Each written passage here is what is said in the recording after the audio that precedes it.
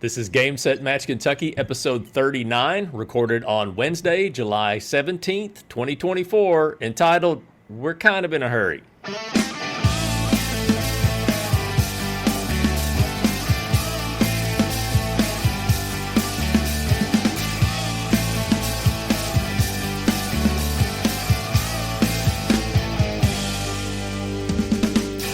Hey everybody, it's time for another episode of Game Set Match Kentucky, where we talk about all things related to the Central Kentucky Tennis Series and probably a whole lot more that you never asked for. We're recording on Wednesday, July 17th. My name is Chris Godby. I'm the chairman and one of the founders of the CKTS, where the lines are good and sandbagging is for golf. And if you don't enter by the deadline, you may not get in. I'm at Studio C again for, I hope, is the final time, but I don't know if it's the final time, and maybe we'll get back to that topic in just a minute. Chad Young is in Studio B in Scottsville. How's it going? Doing well. I got to see you over the weekend when I played in the summer flights at the Buchanan Indoor Facility, and that was fun. That was my first time doing that, but I like that format. Yeah, it's different, and there are a lot of advantages to it. I think it was a relatively small number of people, but that format really works for small to medium-sized tournaments. You still get a lot of matches. Yep. You know, if you were to have less than 100 entries, players entered in one of our tournaments, you might only have semifinals, finals, and lose that semifinal, it's one and done. You go home. With that event, the way that it works, I mean, you're hopefully getting, 4 or 5 matches against your level, or 4 or 5 sets, because they only play one set. That's one thing about pro that. sets, 8-game sets. I thought it was a single set to 6 in singles. No, and doubles was a pro set. Well, now, I didn't play singles, so you may be right about singles. I only played doubles. They were pro sets. So it was really good. I mean, Evan Brown runs those. He did a couple in the winter. This is the first one he did in the summer, and he used the indoor mainly. Thank goodness. A couple matches outdoors. But, yeah, I thought it went really well. I think he was happy. Certainly room to grow it, but I hope if people haven't played in the Open, they'll check them out in the future, because I think they're really a nice little addition to the tournament offerings we have in our community. Yeah, it was a good warm-up, hopefully, for the Danville Open, and maybe a good cool-down from the Etown Open. We are deep into July now, and Wimbledon is over. Back when I was teaching school, I always got a little depressed when Wimbledon ended, because I knew that we were just a few short weeks until it's time to go back to school. But I enjoyed Wimbledon this year, maybe more than any other year. My guy Djokovic did not win, so it was not as great for me at the end. But what's even worse is that is I don't think that, I think that was his last chance. What do you think? To win it? To win Wimbledon, yeah. I mean, I saw a poll about whether or not he'd win another major. I think there's still a chance of that, but Wimbledon is such a tough surface to play on, and it's hard to. It's hard as you get older, I think, for a professional. To be able to put it together for, what do they have to win, 6 or 7 matches? The biggest thing is, it wasn't like Alcaraz got lucky. It wasn't like a couple things just, if they'd gone the other way. I mean, he just was outclassed, and he admitted that. And that's the bigger thing. It's been a long time, really, since anybody outside of Nadal or Federer has been able to outclass Djokovic in a major, especially in a major final. It's few and far between over the last decade, it seems. I like him. I hope he wins more majors, but I hope he gets that one more Wimbledon before he's done. But I don't think the chances are great on that surface. I enjoyed it. I didn't watch a lot. Probably the years I've watched more. I was really happy for some of the Americans. Yeah, They definitely. played, but also disappointed. Like watching Emma Navarro beat Coco was really, I was frustrated because I wanted Coco to win, but Navarro played so well, and then just the next match she just wasn't there. Taylor Fritz, I mean, beating Zverev from 2 sets down, even though he might have been injured, to win in 5, I thought was huge. And then he had a huge opportunity against Musetti and just, kind of fell apart in the second and third sets. And that was kind of disappointing. But the women's final was great. Did you watch any of the doubles finals? No, I didn't get to see any doubles. The men's final, I was at work, and we had it on in the Soki Lounge, and I think it was 7-6, 6-7, 7-6, or 6-7, 7-6, I think. And all 3 went to tiebreakers, and all 3 were really close tiebreakers, like 11-9, 10-8, 12-10. And it was really, really good stuff. And the women's was 2 tiebreakers too. So I did watch the finals of the doubles, and I watched more of the women's final than the men's. But yeah, Wimbledon is always a highlight of the year for sure. And I don't have to be so depressed when it's over now. But summer is slipping away. I'm confused. And is your schedule changing? You don't have to go back to school in a couple weeks? Yeah, I still have to go back to school. I'm just not in the classroom. Since 2020, I have a different position in my school district, and I'm not a classroom teacher anymore. So the start of the school year doesn't bring the dread. No, I still work in the summer, so I don't work every day in the summer. I'm not working today. So if anybody from my district sees me sitting in my office recording a podcast at 11 a.m. on a Wednesday morning, I'm not working today. I'm off today. I worked the last 2 days. I'm off today. So I don't work every day in the summer, just X number of days. I got to get my days in. One last Wimbledon note. I mean, we had that grass court at Covington, and that was a really, really, really impressive piece of work by a guy who works for Bowling Green City Parks and Recreation, who coaches the middle school team out of South Warren, Tim Kickert. He's the one who came up with that idea. We had a little event at the beginning of the fortnight, and I know some folks were able to play on it over the last 2 weeks on grass. It's a different experience, and I'd be surprised if we don't see that again next year. It was a pretty neat setup. I was on vacation when that was going on, so I had to miss it because I wanted to check that out myself. And at the summer flights this Saturday, some people were talking about it, how cool it was. So that's definitely. Brothers made an appearance for that. Yes, I saw their photos. I saw the photos of the Humphresses. Yes, yeah. So speaking of competition, one of the reasons I titled this episode is we're kind of in a hurry is because I have to be here somewhere in 30 minutes from now. You have to be done in 30 minutes from now with this recording. So tell us where you're headed.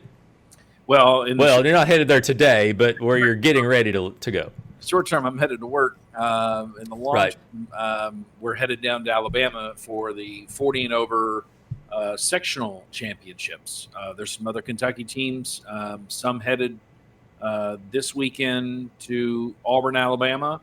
I think there might be some folks in Rome, Georgia, but I'm not sure if that's this week or next. Auburn, Alabama, where there's an 80% chance of rain each day. So really looking forward to that. It's your 40 and over men's team, is that right? Men's. We won the state championship back in June.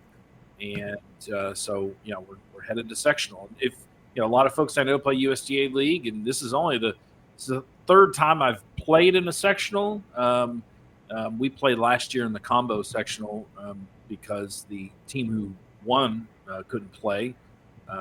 So it's pretty neat. The last time I played in a sectional was in Cary, North Carolina, back in 2006. That was in the mixed. So, I think we're all really excited. We've been really striving to win that state title the last couple of years, and this will be kind of the reward for it. And we're hoping to go down and have some fun and be competitive.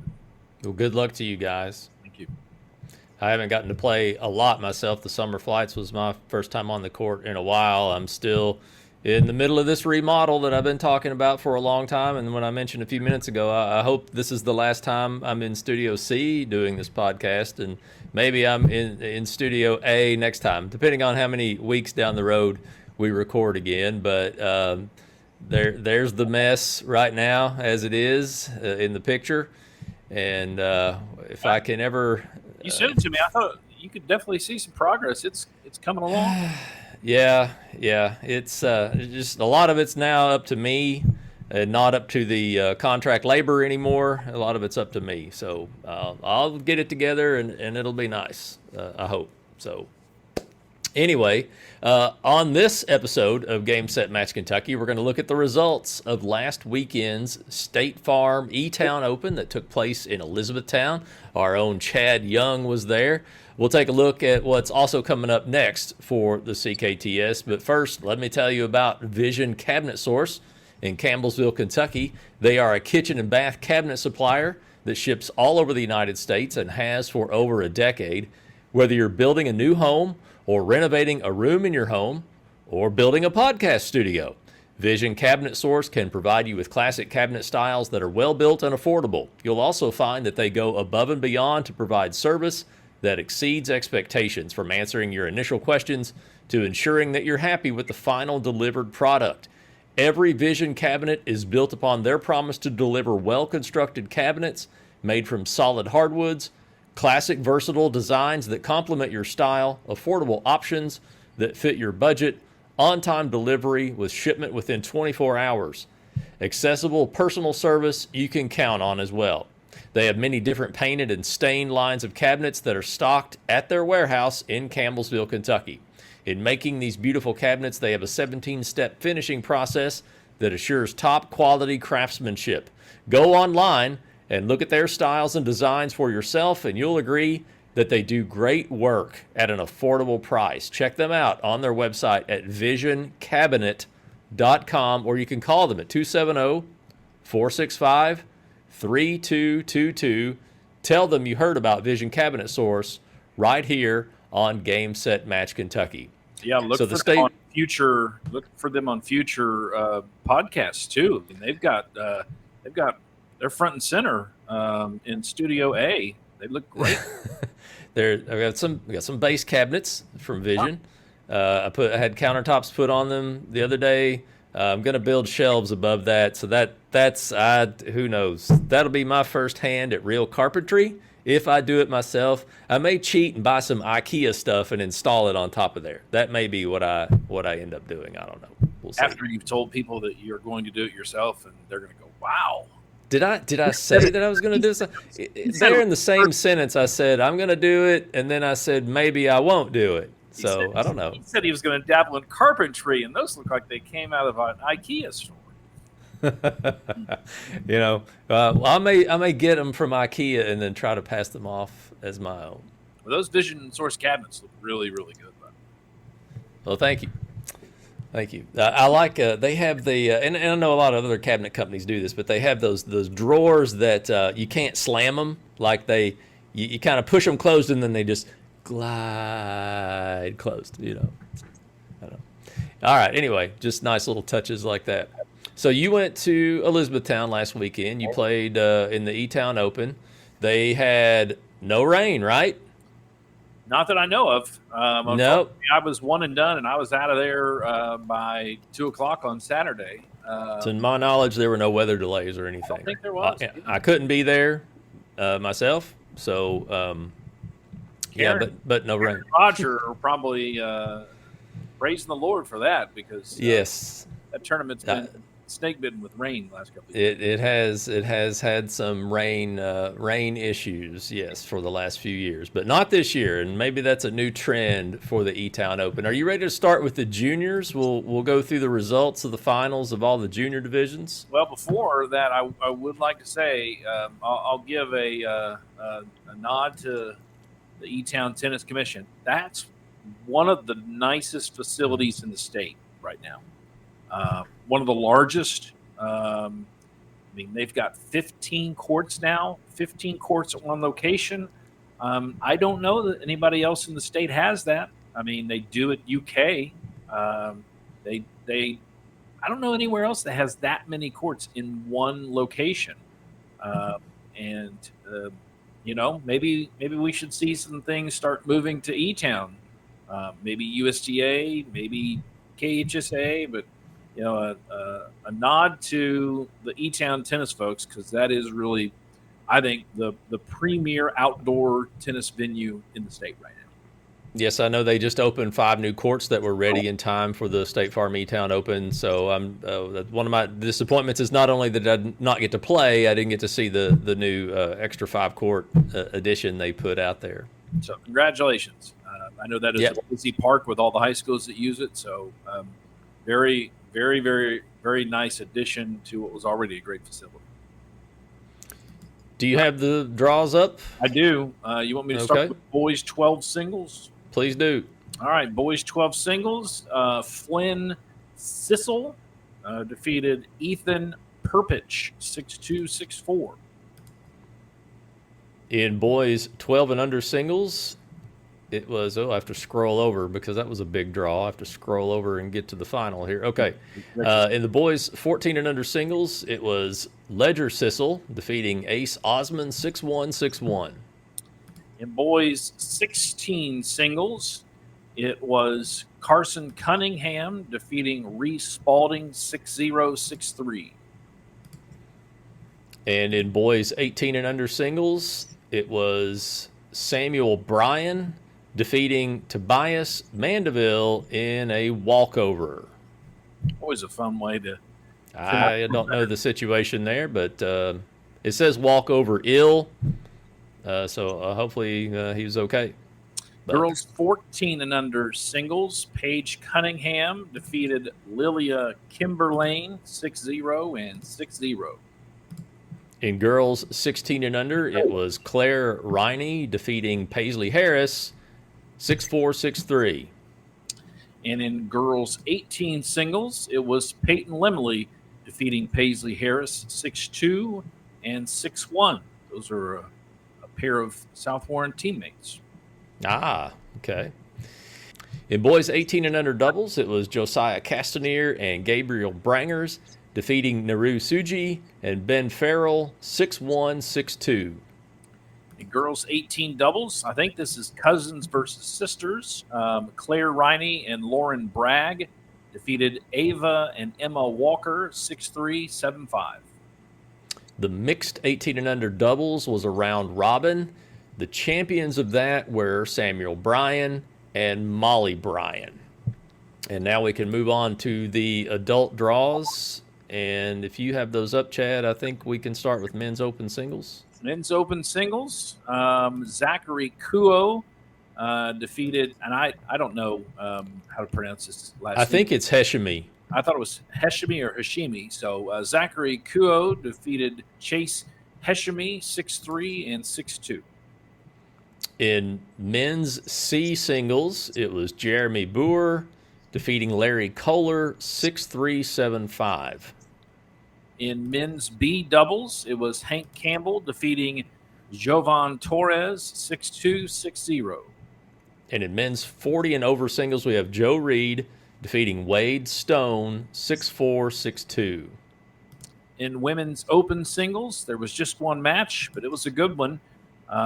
Genevieve Jackson defeated Sloane Smith 6-7, 6-0, and 10-6 in the Super Breaker.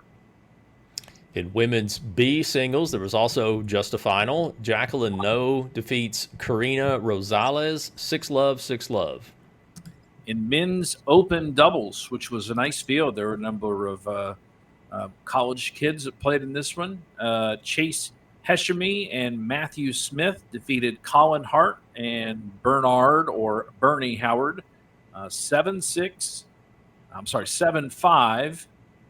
6-7, and 10-6 in That's Super a tight one. Yeah, that's a tight one. In men's C doubles, it was Sam Blackwell and Joshua Laster defeating Jeremy Boer and Espen Boer 6-1, 3-6, and 11-9 in the Super. Men's B doubles, it was Brandon Sissel and Jay Vaughn defeating Denny Murray and Hank Campbell 6-4 and 6-4. In the men's 40 and over doubles, they played a 3-team round robin, and the champions won both of their matches. That's Michael Eden and Kyle Macy winning that division. Women's open doubles was just one match, and in the final, Jennifer Corbin and Vemihan Kaisi defeated Erin Riney and Olivia Bello 6-1 and 6-2. All right. Women's B doubles was also a round robin. Lots of round robins at the State Farm Etown Open. The champions were Becky Stobaugh and April Harris, winning both of their matches, and they win women's B doubles. In mixed open doubles, it was Joe Reed and Susan Simmons defeating Jason Towle and Abby Henson 3-6, 6-4, and 10-5 in the super tiebreak. Susan and Joe are awfully tough. The final division then is mixed B doubles, and the champions there were Jason Caldwell and Mallory Corte, defeating Javon Torres and Parker Lawley 6-4, 4-6, and then 10-8 in the super tiebreaker. So that's a look back at the State Farm Etown Open results. Before we move ahead, Chad, can you tell us a little bit about Family Medical Centers? Family Medical Centers is a community health center with more than 225 locations throughout South Central and a portion of North Central Kentucky in 33 counties. They've been providing health care to Kentuckians for over 17 years, providing complete primary care services. They also offer pediatrics, OBGYN, oral health services, school-based health centers, behavioral health services, mobile optometry services, substance use disorder treatment, a pediatric wellness program, workplace wellness program, a discount pharmacy program, outreach services, and local scholarship opportunities, and more. Family Medical Centers has been recognized as a national quality leader by the U.S. Department of Health and Human Services. Check them out on their website at cumberlandfamilymedical.com or on Facebook at facebook.com/Family Medical Centers, or you can find them on Instagram and Twitter at Cumberland FMC. Well, you did that really well. It sounds like you almost, are a radio guy or something. You just got that stuff tucked away somewhere. You just have to pull it out from the podcast. Yeah, we don't want people to be sick and have to go to a doctor or a nurse practitioner or see a mental health professional. But if you do, that ad is going to drive you right to Family Medical Centers, no doubt. Let's see. Next thing we would do is the point standings. So, though we don't have time, I just don't think we have time. So that's the excuse I'm going to use instead of the fact that they're not ready, is that we don't have time. So, yeah, just no time. I did work on them this week, though. I did. Worked on them. Maybe after Danville. Maybe, yeah. That would be a good, the midway point. 4 tournaments are over. Here's where we are. That's a good idea, Chad. So if anybody asks why the points aren't ready, I'm going to say, well, Chad thought that it would be best to wait until after 4 tournaments were finished. It's like the BCS. They don't release that stuff right at the beginning of the season. They let you get a couple weeks in before they let you see it. Okay, yeah, that's a good point. Well, what is coming up next is the Danville Open. You missed the deadline. It was last night at 6:00. Of course, people will still call and with their sad stories. Our internet didn't work last night. Yeah. It didn't work the 8 other days either, but it doesn't working last night. That tournament is this weekend, July 20th and 21st. The Danville Open has, it was a staple of the CKTS in the early years, and I think it stopped around 2013, roughly 10 years ago. I'm not exactly sure. I'd have to go back in the ring binders and look. But it was around that time when Dave Brown, who had directed that for years, he changed jobs. It just wasn't as easy for him to do this anymore. So he gave it up. We moved that tournament somewhere else. But now we're back. And Boyle County High School tennis coach Teo Costello is running that tournament. He's going to get help from the Danville High School tennis coach also. I think his name's Greg Foley. And some parents are helping them too. So they've got 2 facilities. Millennium Park will be the kind of the main home base of the tournament, and that's where Boyle County plays. They have 6 new courts there at Millennium Park, and then at Bate Middle School, at Danville Independence Middle School, that's where their high school courts are. They have 6 courts there also, so we're going to have 12 courts to use. Those courts are not new, but they have been recently redone. So we're going to have some good matches on some 2 good facilities, and hopefully the weather is going to cooperate with us as well. That's where you and I met. We had talked on the phone, met in person at the Danville Open. Yes, you and Mark. Was it Mark that was your doubles partner? Shelton? Mark Shelton? And I. That's the first CKTS event I ever played was the Danville Open. Well, we were glad to have you. And then the rest is history, right? Right. Made it to the finals because I didn't really expect to, and we ended up getting a hotel in Danville and lost in the final. But I think 2010 was the first year we had an event on the CKTS, and as you said, the rest is history. The rest is history. The next tournament after this weekend will be 2 weekends away in Somerset. That's the Alton Blakely Lake Cumberland Open. That tournament has been growing over the last few years, so they are excited to put on another one. It's going to be August 3rd and 4th. The entries will open this coming Monday, July 22nd. And those entries will be open for 9 days. And I feel like we're leading. Close. I feel like we're heading in a certain direction. They'll close at 6:00 p.m. Eastern Daylight Time on Tuesday, July 30th. Tuesday. At the end of that 9-day registration window. Yes. And you could visit CKTS Tour. You could visit, CKTSTour.com to register and to see what other tournaments we have coming up and when their registration opens and closes. Our tournaments, by the way, are USTA sanctioned for juniors and adults at level 6. Chad, do you have any Soki tennis announcements for us today? Or if not, we'll do some next time. Yeah, we'll do some next time. I think we're in a little bit of a lull. The Weldon is coming up in August. If you're familiar with that, that will be out at the Warren County Tennis Facility using the outdoor courts. The Weldon is a long-standing tournament for amateurs. That goes back decades, doesn't it? It goes back half century probably. And it used to be in Glasgow for usually the longest time. Glasgow. I believe it is named after a Glasgow physician. But Terry Bennell runs that, and a lot of times you'll see like guys who just graduated high school that are going to play college, or college players will play in it. It is a money tournament. It's a they've got a singles and a doubles division, so I think that's coming up the weekend after no, I actually think it might be the same weekend as the Lake Cumberland Open. I think it's August 2nd and 3rd. So, but that's coming up. I don't think we have anything else really on the agenda because we're getting into mixed doubles, USTA League, and then combo and tri-level are behind that. So I think that's what's going on right now here in the area. Well, if you want to check out what Soki is up to, you can go to SokiTennis.net or visit their Facebook page, a very active Facebook page, at facebook.com/SokiTennis.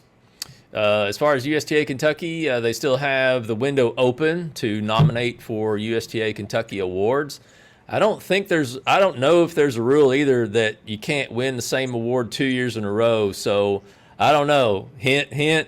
I'm just saying. I also don't think there's a rule you can't MC the event 2 years in a row. No, there's definitely no rule that you can't MC the same event 2 years in a row. Hint, hint. I guess we'll know how well we did if we get invited back. Yeah, I mean, did I jump the gun by going ahead and making my hotel reservation? Did I No, I didn't. I didn't do that. For more details on USTA Kentucky, you can visit KentuckyTennis.com or at USTA Kentucky on Facebook and X. You can also, if you have a tennis announcement, you can send it to us at info@gamesetmatchky.com, and we'll be glad to read it out on the show. Chad, do we have time for a challenge the call question? We have 10 minutes. I think so. I think we're good. Okay. The question is, why does the CKTS have deadlines on Tuesday nights? Isn't that a little early? And what they're asking is, why cut it off on Tuesday night at 6 o'clock when the tournament doesn't start until Saturday morning? And as a longtime tournament director, I'll let you answer first. Well, I would say that the structure of the tour was in place before me, so I've just kind of gone along with it. I will tell you that from a tournament director perspective, we put the draws out Thursday night, and there's a lot to do from when the deadline passes Tuesday night to Thursday night.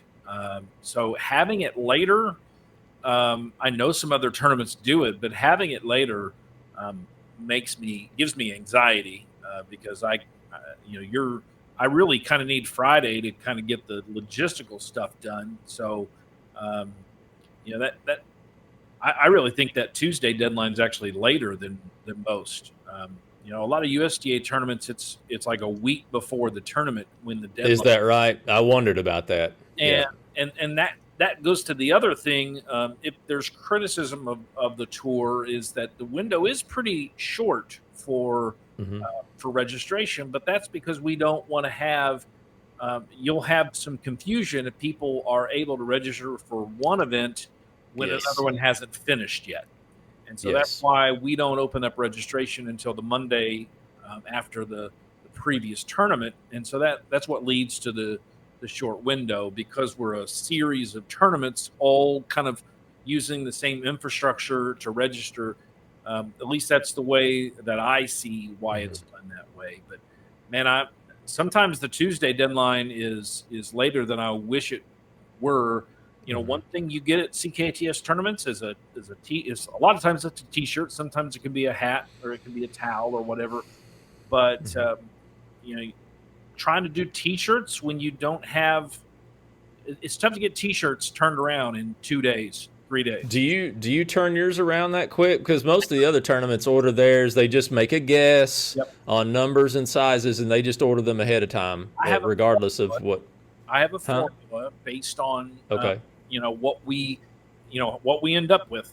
At the end, did we order too many larges and not enough smalls? And I've tweaked that over the years. And sometimes you have more juniors, so you need the smaller sizes. Yeah. But I generally will. I usually turn in my T-shirt order a week before. So Friday before, I can kind of see what our numbers are going to look like and how many I'm going to need. But sometimes you get it right, and sometimes you get it wrong, and that's why people show up on Sunday afternoon asking for their T-shirt, and I'm like, all I got's XL and a large. Yeah. So I think we've said this before. If you really want that tournament T-shirt, regardless of where you're at on Saturday, you better go to the site where they're getting out and get them. Get there early and get them, because before they run out. I mean, our tournaments do not have to give you a T-shirt. That's just something most of them do, or a towel. And you're not guaranteed one, and we've written that down. The T-shirts are never guaranteed, and sometimes sizes do run out. You just need to try to get yours early. So if you don't play until noon on Saturday, maybe get there at 10, claim your shirt, and then go get something to eat before your match or whatever. So, but to answer the challenge, the call question, we have deadlines on Tuesday night, because then that gives about a 48-hour turnaround to handle all the logistics of the pairings, the scheduling, Some of these tournament directors have jobs. You know, they have 9 to 5 jobs sometimes, and they can only work on this after hours. So they may need a couple of evenings to start to complete putting all this together. And in the meantime, after the deadline closes, they're getting phone calls from people that say, "Hey, I turned my ankle last night in drop shots, and I can't play this weekend. I need to drop out." So they're trying to get all that weeded out of the brackets and the schedule ahead of time too. So that's why we need the time. And our directors lately have been pretty good about getting their draws released on time, so that's good. But that's because they've been given a couple of days to make it happen. Yeah, I generally try to get my draws all done on Wednesday, and then I try to schedule on Thursday. And I'm doing it throughout the day, here and there, depending on what the job requires. But that gives me enough time to do the scheduling and then try to go back and look over the scheduling to make sure I don't have players on top of each other for different times. It can be a real challenge, especially when you have people saying, "I can't play between 10 and 2, or I can't play Saturday after 1 o'clock." And if you try to make that happen, it can make it difficult, and sometimes you just can't. Another thing that happens too, and I've seen this week, kind of helping Teo kind of get organized for the Danville Open behind the scenes, is that sometimes, and we've talked about this on the show before, doubles partners both have to register. So sometimes we get a registration, somebody's signed up for singles and doubles with so-and-so. So-and-so never signed up. Yeah. So we didn't get a payment from so-and-so. We didn't get any information about your doubles partner. And then that involves an email or a phone call to try to run down. Then they've got to send a PayPal invoice to this person if they are indeed playing. So there's a lot of trickiness to it. That's why we want everybody, get on the ball, set a reminder on your phone. You've got a 9-day window, get your registration in, and let's go play. Yep. If you have a challenge the call question, we like these. Send us another one.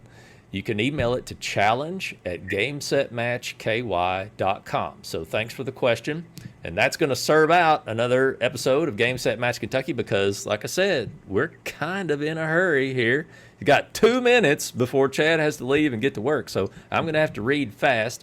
Thanks, everybody, for watching or listening. You can subscribe, as always, with any major podcast app. Please leave us a review. Please leave us a kind 5-star review in your podcast apps. You can go to GameSetMatchKY.com for our complete history of 39 episodes. You can also find us on Facebook at GameSetMatchKY. We're on X at GameSetMatchKY. The CKTS is on X at CKTS Tour.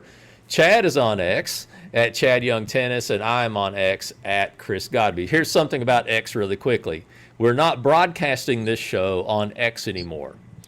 We're still on the other platforms, Facebook, YouTube, Instagram Live. I think I'm making that work correctly. Kids, let me know.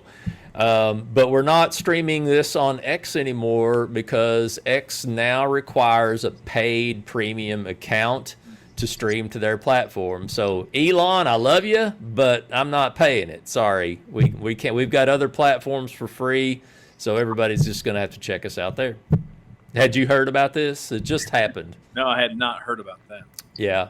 And our church services at my church, Liberty Baptist, shout out. We also stream to Facebook, YouTube, and we're streaming to X. And then this past Sunday morning, I saw the pop-up message, requires a premium account. So buy Twitter, buy X. We'll still post information there, but our streams won't be there anymore. But we're on Instagram, as I said, at GameSetMatchKY. Our YouTube channel is youtube.com/@GameSetMatchKY. We'd like to say thanks again to our sponsors, Vision Cabinet Source and Family Medical Centers. And they still use this at Wimbledon. I love it. Hawkeye says we are out. Until next time, Chad's got to go to work. I got to go take my kids some lunch at band camp here in a minute. I'm Chris Godby with Chad Young, and this has been Game Set Match Kentucky.